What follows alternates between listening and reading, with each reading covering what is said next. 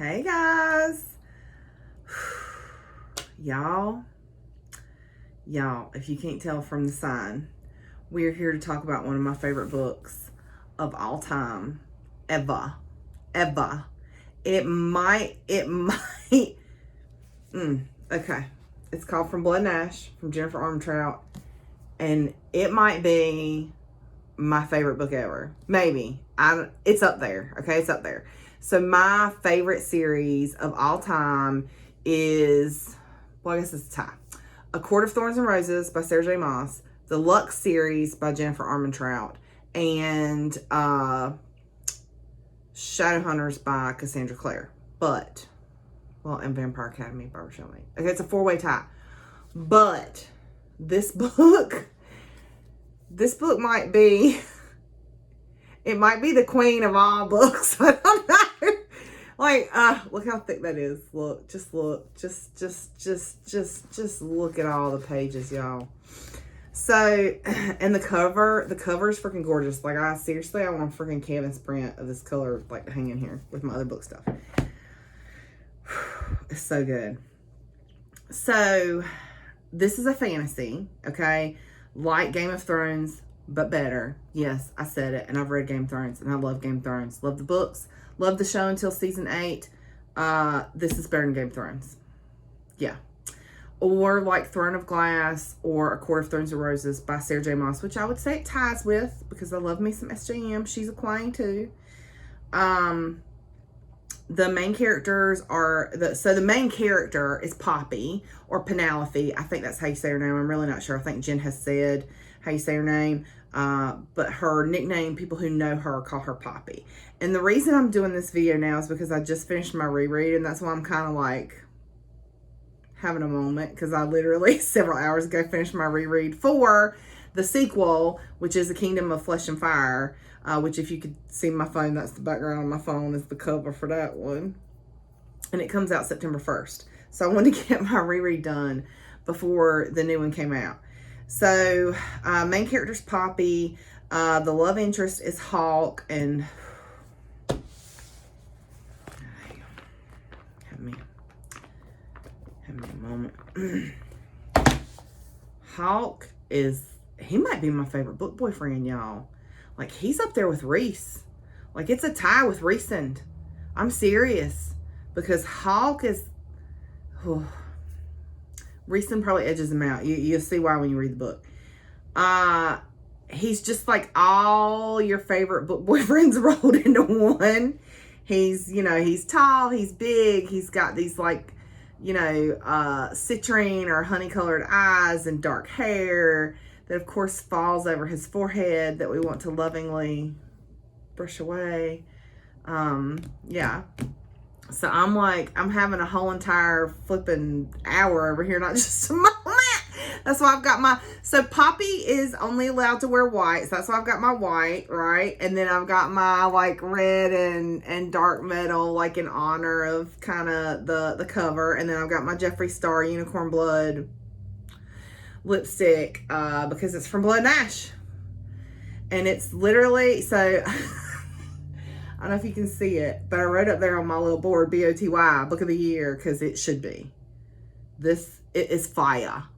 And when it first come out, I didn't get it right away because I was, I think I had just finished a reread of another another one of Jennifer's series. And so I try to, once I finish a series by an author, I try to read a different author because I can get to where the writing style isn't as exciting and I want to be able to enjoy the book. And so I try to like stagger authors. So then the internet was literally losing their mind over this freaking book.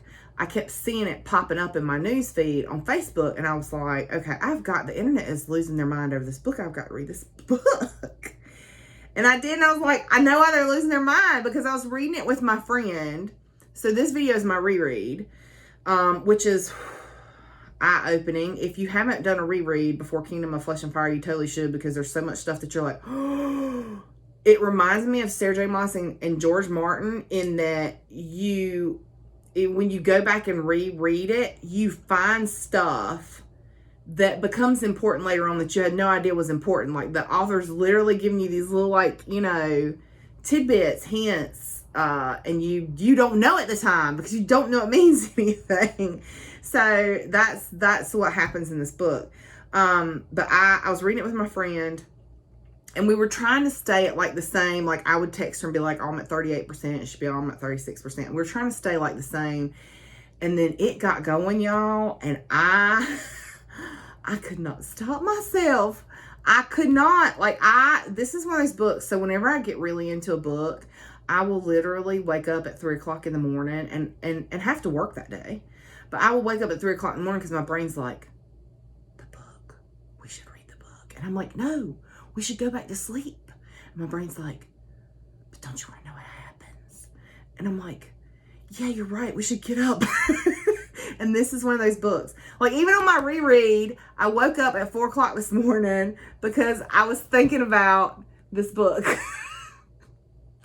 Because I just, it's that good. It is, seriously, it's that good. So anyway, my friend texts me and she's like 60-some%. And I was like, I'm at 90%. She's like, you what? I was like, I'm so sorry, but I couldn't stop. It's so good. And I could not. And let me tell you, so the first time I read this book, I had no clue what was going on up until literally like the 90% mark. Like there's the story, right? But then there's the story under the story, behind the story, whatever you want to call it. And I had no clue about the other story, behind the story, under the story until like 90%. Like I literally was at 90% going, I don't know what's going on in this book and it's driving me crazy. But in a good way, in the best possible way. This book, y'all. Okay. So this is your spoilers, okay? Spoilers, because I'm about to like give you a synopsis of the book. I will not go into detail on stuff and give away plot points, that kind of stuff, because I just feel like that's like, you should read the book, okay? The Kindle edition is not very expensive. Just read the book. So, all right, spoilers. Okay. So, it starts off in literally one of my favorite scenes of the book. It's in the Red Pearl, which is like a bar, a brothel. It's like all of those things, okay? And Poppy has snuck out, the main character. Poppy, or AKA Penelope, has snuck out of the castle, okay? She has gone down to the Red Pearl because she wants to experience life.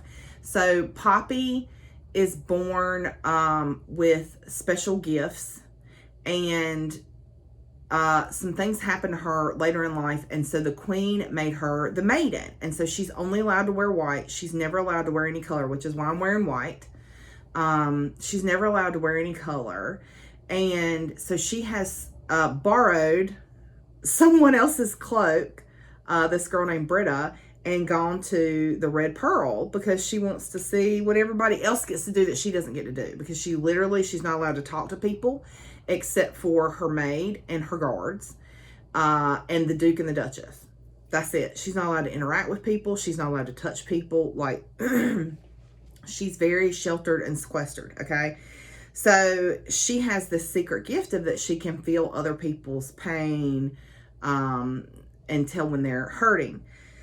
Right, and she has, she's been trained by her guard, Victor, who is also like her dad. So Victor's on the board, who is also like her dad. He has trained her to defend herself. And so she always carries, he gave her this dagger when she turned 16, like had a wolven, which is a now extinct creature, wolven bone handle, and a bloodstone dagger.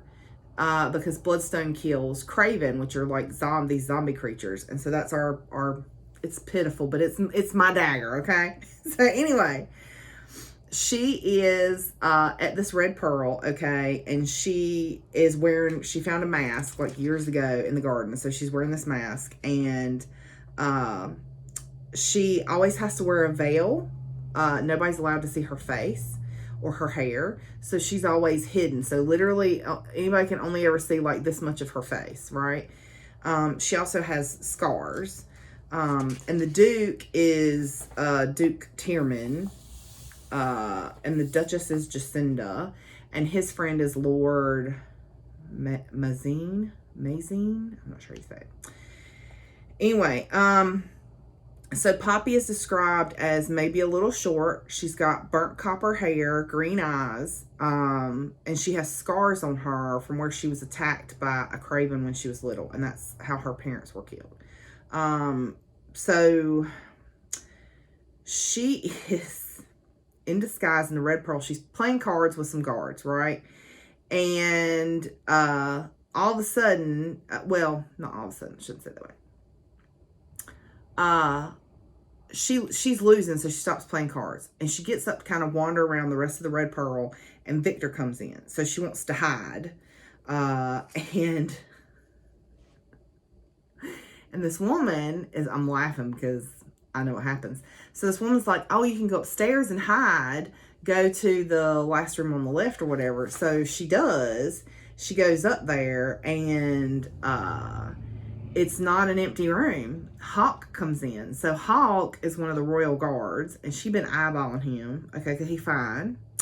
So he's tall and broad and has dark hair and honey-colored eyes, and he's fine. And so he comes in the room. He thinks she's the person whose cloak she borrowed, and he starts macking on her, like rubbing on her and touching on her. And then he realizes, she's not who he thinks she is. But he's like, whatever you want, I'll do. And so they kiss, and it's her first kiss. He doesn't know that because he doesn't know who she is. And so here's one of my favorite quotes, and it's from Hawk, because they're talking about death, which is kind of morbid. But he was like, what do you want to do? She's like, I want to talk. And he's like, you sure that's what you want to do? She's like, yeah, I just want to talk. So this is Hawk talking about death, and he says, death is like an old friend who pays a visit, sometimes when it's least expected, and other times when you're waiting for her. It's neither the first nor the last time she'll pay a visit, but that doesn't make it any less harsh or forgiving. And so because they were talking about, kind of, there was a craven attack and some people were killed, and that's what they were talking about. And then so when they're making out and stuff in the Red Pearl, Hawk tells her, here's another favorite quote that was like, we used to, want to tell you the quote. He says, tell me what you enjoy so I can make you love it.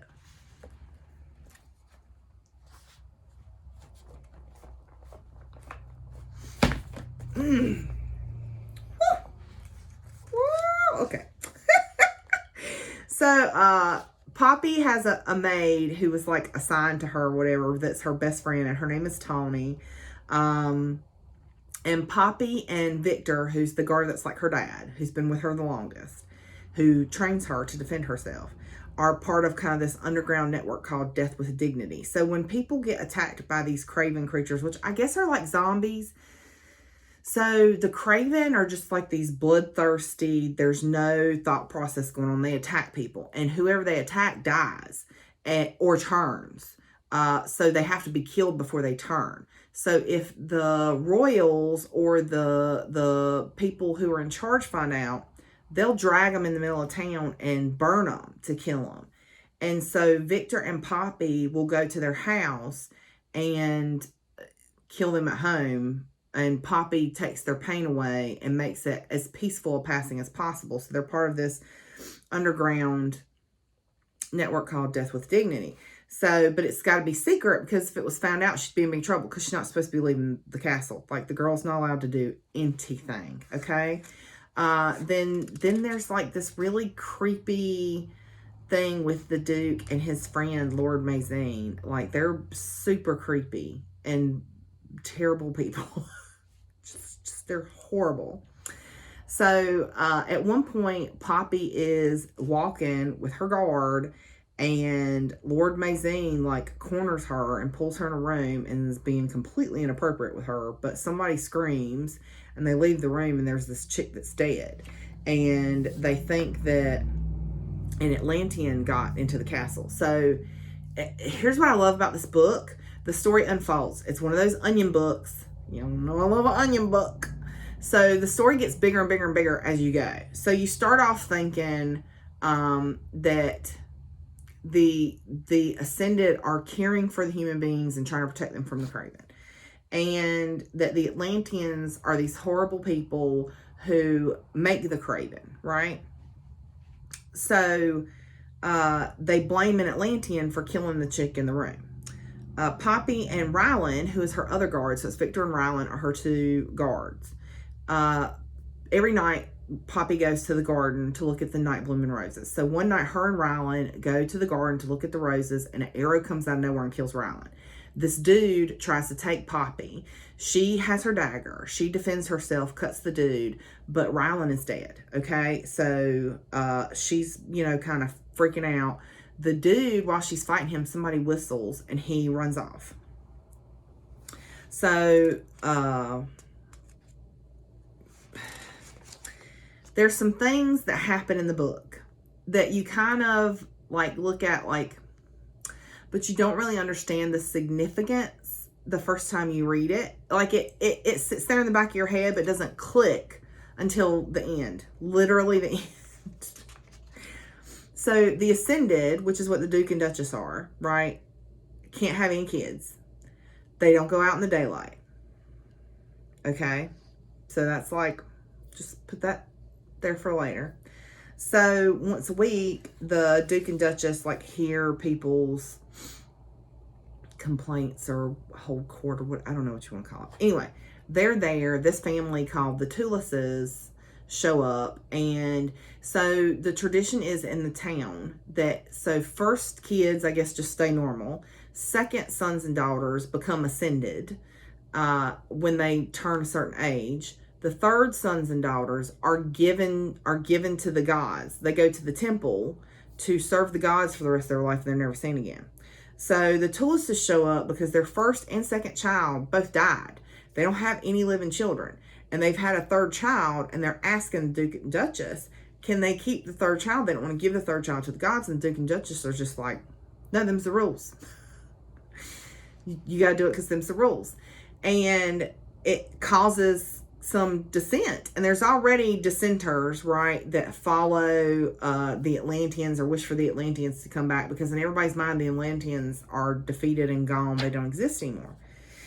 So Poppy gets summoned shortly after that little fiasco, and come to find out, Hawk is going to replace her guards. Well, the Duke is like, well, Poppy, take your veil off so Hawk can see your face, because we don't want him to be shocked if he ever has to see you without your veil on.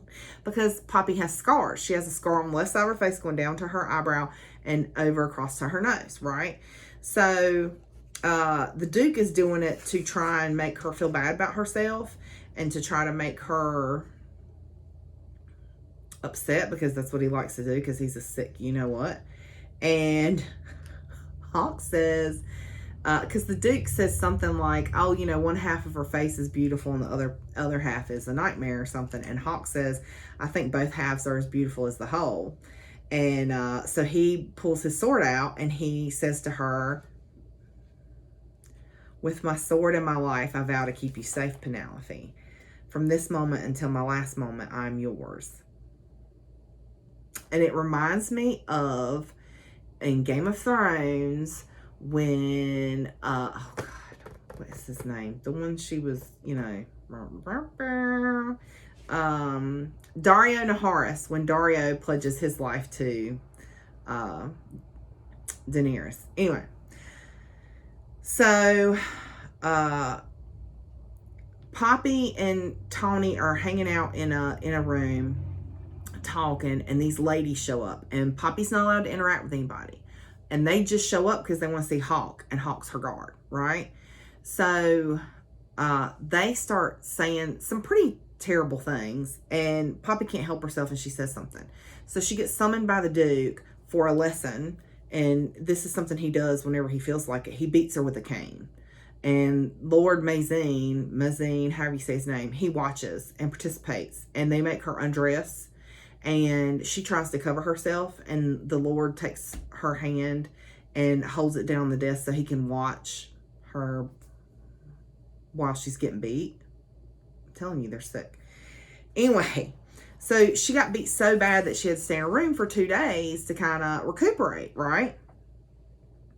So she's in her room, and all of a sudden the torches start doing something weird, which is what happens when the mist shows up, which is what happens when the cravens show up.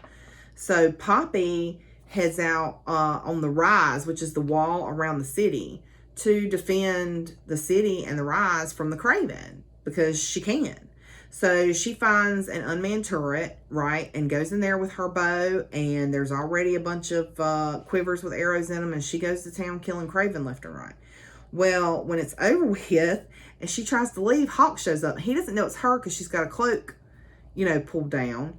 And so he tries to stop her because here's this random girl. And this is another one of my favorite scenes because the banter between those two is just freaking awesome.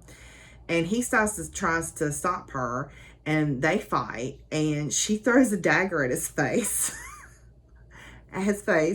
Poppy is a stabby little thing. and he catches it, and they fight, and then she draws the blade to his throat and draws some blood, and Hawk says, so here's another quote, "You're an absolutely stunning, murderous little creature." And then he says later, "You're so incredibly violent. I think I like it." And he gets close and lets her know that he knows who she is. And she's like, uh-oh, busted. Is he going to tell the Duke? And so she's talking to Tony and comes into his room. He comes into her room to discuss the whole, you snuck out and we're fighting Craven. And I'm supposed to be your guard trying to keep you safe. And so they're talking, and she was like, no, I was afraid. I was afraid of what would happen if they got in here. And that's why I was fighting. And so here's another favorite quote. All my quotes are from Hawk. And he says, "Fear and bravery are often one and the same. It either makes you a warrior or a coward. The only difference is the person it resides inside." So the Duke is addressing the people after the Craven attack. And there's some restless people and some dissenters in the crowd. And they scream out. Somebody screams out, "From blood and ash," which is the name of the book. And so that's kind of their saying, right? They say, "From blood and ash, we will rise." Because supposedly the Ascended destroyed the Atlanteans and turned their kingdom into blood and ash. And so that's why they scream, "From blood and ash, we will rise." So anyway, Hawk takes Poppy and Tawny back into the castle. And he talks to Poppy about the veil and about her rights and how she doesn't have the rights that everybody else has, and how it's kind of not fair. And anyway, so they go and talk to Poppy goes to talk to the Duchess because her gift is changing. It's evolving. And the Duchess tells her that the Dark One, which is what they call the Prince of the Atlanteans, Prince Castile is called the Dark One, that he killed the first maiden, is what the Duchess tells her. So Poppy and Hawk are talking after she goes to these lessons with the priestess, right? Because after she turns 19 or something, she's supposed to be given to the gods, and then she'll ascend. And she asks the priestess something, because what the priestess describes as the ascension process sounds a lot like what the Atlanteans did. And Poppy asks about it, and the priestess goes to slap her, and Hawk stops her from slapping Poppy, and Poppy's like, "Oh God, we're going to be in so much trouble later." And he's like, "What are you talking about?" She's like, "Nothing." Because she doesn't want him to know what the Duke does to her. So later on, she is sneaking into the library to get a book, because she has to stay in her room. She's not allowed to interact with people, and she's bored. So she wants to get a book. And I mean, I'm the last one to judge somebody about going to get a book. So anyway, the Duke comes in. She ends up having to hide on a ledge of the window. She climbs out the window, has to hide on a ledge, and Hawk finds her, busted. So he kind of talks to her about that, and come to find out, the book that she got was this diary of this woman. So this woman apparently who lived like 200 years ago, Willa Collins, I don't know how to say it. Anyway, she kept a detailed diary of all her lovers, and it's a dirty book, and Poppy's reading it, and Hawk is of course making fun of her for reading the dirty book. And so I kind of want to read this book. After the way it's talked about in this book, I kind of want to read the book. Anyway, so they skip to the right, which is done every year, and it's kind of like a end of adolescence party. It's like a party to celebrate the people who are going to ascend, and then the sons and daughters that are being given to the gods. And while they're there, one of the women that Poppy and Victor helped, her husband in the whole Death with Dignity thing, comes, and she's like trying to get Poppy away. Like, she's like, I need to talk to you by yourself. But Victor's like, no way, it's not happening. I'm her guard. You're not talking to her by herself. And she's like, oh, I'm just worried about your safety. I didn't think you'd be here. So Poppy, because she's still not, because the Duchess comes and makes it a point, like, you know, even though you're dressed like everybody else, just remember you're still not allowed to interact with anybody. And Tawny is, you know, trying not to interact with anybody because she feels bad for Poppy. And so Poppy's like, you know what? I'm tired. I'm just going to go to my room. You go have a good time. And just so that Tawny can go and have fun. And her and Hawk are going to go back to her room so that Tawny can enjoy the party. But Hawk takes her to the garden instead. And they go under this willow tree. And that's another one of my favorite scenes. Because they make out under the willow tree. And it is hot. It is hot, y'all. Okay, anyway. I'm sorry. I'm just remembering them under the willow tree. Okay. I will say, so this is important for later on. Hawk tells her, and somebody brought it up in Jaylanders or in the From Blood and Ash spoiler group. There's a From Blood and Ash spoiler group on Facebook, y'all. He says, if I do anything you don't like, I give you permission to stab me. I'm just saying. He said that. That's a quote from Hawk. Okay. So, anyway, they, on their way back to her room, after they've been making out under the willow tree, Victor finds them. And they are so busted because she ain't supposed to be interacting with nobody. And Victor's like, you look like you've been thoroughly kissed.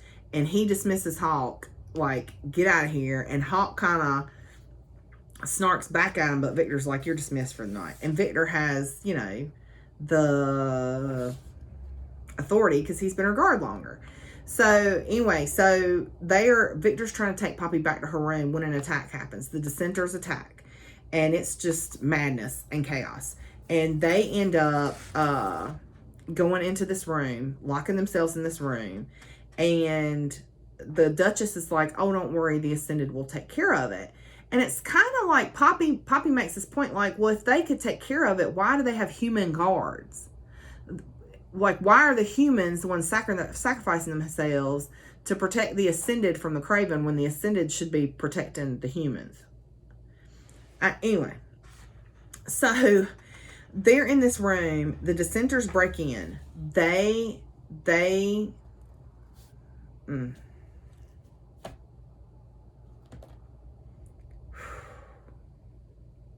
My heart breaks for Poppy, y'all. So I'm like, I got, whew. They get Victor.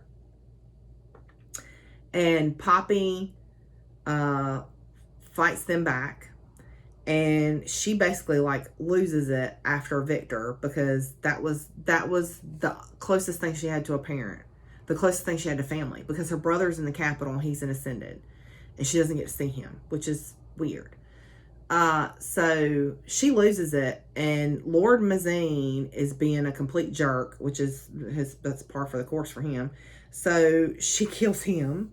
Hawk has to knock her out. He uses some pressure point to knock her out. Then they give her like a sleeping draught. She basically is just like sleeping for days on end until Hawk like takes the sleeping medicine away. Like, no, girl, like you gotta deal with this. You gotta, you know, and she's summoned to see the Duchess, and the Duchess tells her she's because of the danger that she's in, she's got to go back to the capital to the Queen. And so here's a quote from the Duchess, because isn't this telling? So the Duchess actually says to her, some truths do nothing but destroy and decay what they do not obliterate. Truths do not always set one free. Only a fool who has spent their entire lives being lied to believes that. She's talking to you, Poppy. So Tawny is not going with them to the Capitol because they're like, it's too dangerous. Like, we're already, we don't have that many guards to spare, to take Poppy. We can't deal with Tawny too. So here's another one of my favorite scenes. So on the way to the Capitol, they're in the woods, in the freaking Blood Forest, which is where the freaking Craven lives. So it's really dangerous. And Poppy can't sleep because it's also freezing cold. Hawk comes up and lays down beside her to warm her up. And he's like, I can get you to relax and go to sleep. And she's like, no, you can't. There's nothing you can do that'll make that happen. And he does. He does. The clothes stay on. But he helped old girl get to sleep. Yeah. So anyway, on their way out of the forest, they're attacked by a giant brat, which is a huge rat that's like bigger than a boar, apparently. And then the Craven show up. And it attacks one of the guards. And all of them. I mean, they're all being attacked. But it gets one of them. Who he was trying to save Poppy. And the Craven got him. And she takes his pain away. And Hawk and one of the other guards realizes that she has this gift because she was never allowed to use it before because they told her, you need to keep it hidden. And they go to New Haven, which is a town on the way to the Capitol. And things are weird. Very weird. So, like the people are acting strange when they show up. And there's no Ascended anywhere. So, anyway, in Poppy's room at the end, in the inn, she and Hawk are kind of talking about her gift because she had not told him about it before. And he gets up to leave, and she asks him to stay. And he's like, Poppy, if I stay, things are going to happen. And she's like, I know. Anyway. So the next morning, Phillips, one of the other guards, comes to get Poppy, and he's like, something ain't right. We got to go. We got to go now. Something ain't right.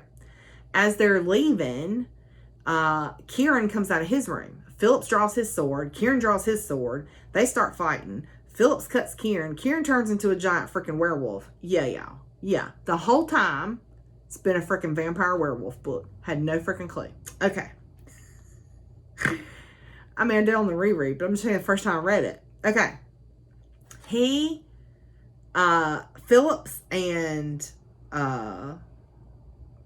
Poppy run for it, right? Because they're like, what the, So they run for it. They make it to the barn with the other guards.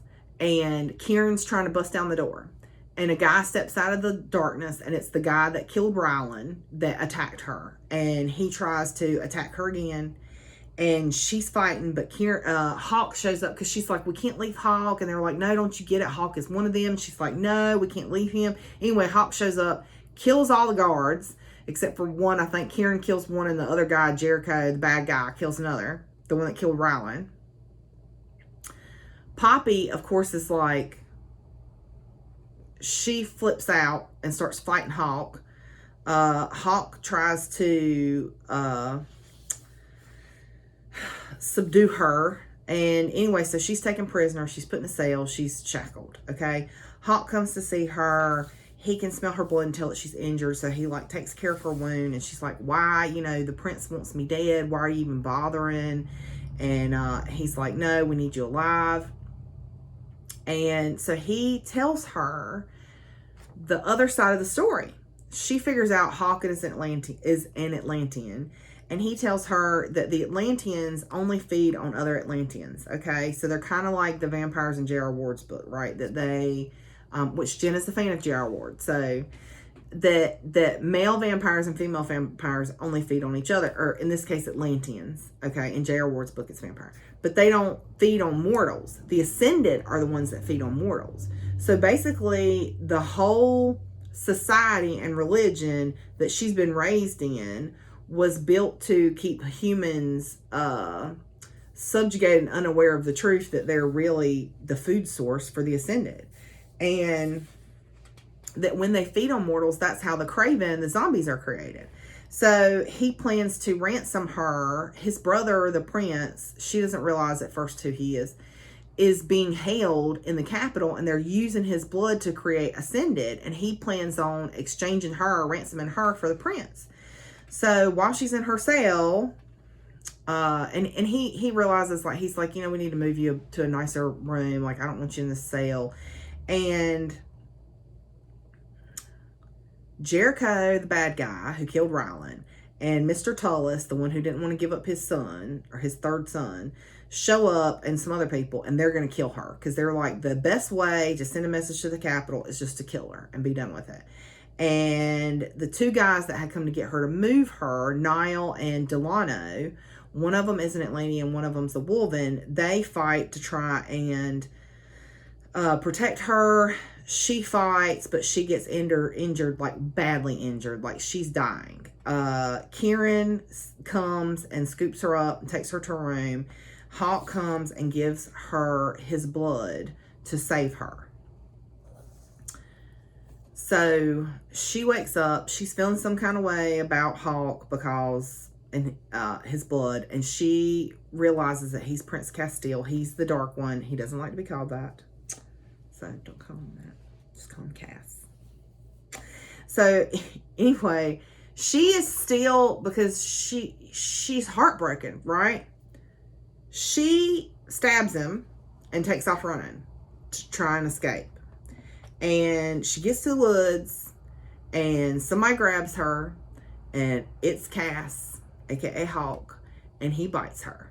And then there's some things that happen in the woods, and then they go to dinner, and she sees all the people that tried to kill her pinned to the wall like flies with daggers. And he's like, I'm not going to tolerate anybody trying to hurt you.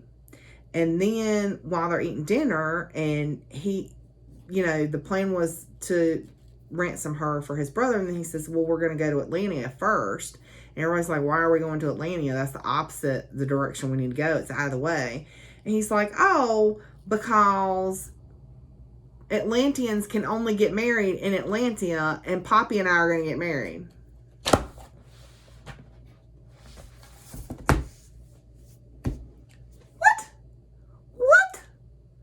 And Poppy has no clue. Like, she doesn't know what he's talking about. He hasn't discussed with her. She doesn't even know she's an Atlantean. He announces at dinner, like, oh, yeah, when I bit you, I figured out, oh, you're at least part Atlantean. So, the book leaves off on this hangover. Hangover? It is a hangover. It's a book hangover. Cliffhanger. It ends on a cliffhanger that ends you with a book hangover. So, I love this book so much. Like, it was just as good the second time around as it was the first time around. But at least the second time around, I knew what was going to happen. So I kind of knew which parts were important. This is like the longest video I've ever done because it's, this book. But seriously, y'all, get this book from Blood and Ash. Like I said, the Kindle edition is not that much. Really, the print edition is not that much. But it is an amazing book. It is available on Amazon, from Jen's website. But it seriously needs to be book of the year. It's one of my favorite books of all time ever. It is better than Game of Thrones. It is better than a lot of series that I have read. It's amazing. And if you read it, you will see why the internet was losing their mind over this book. All right. Thanks, you guys. Till next time.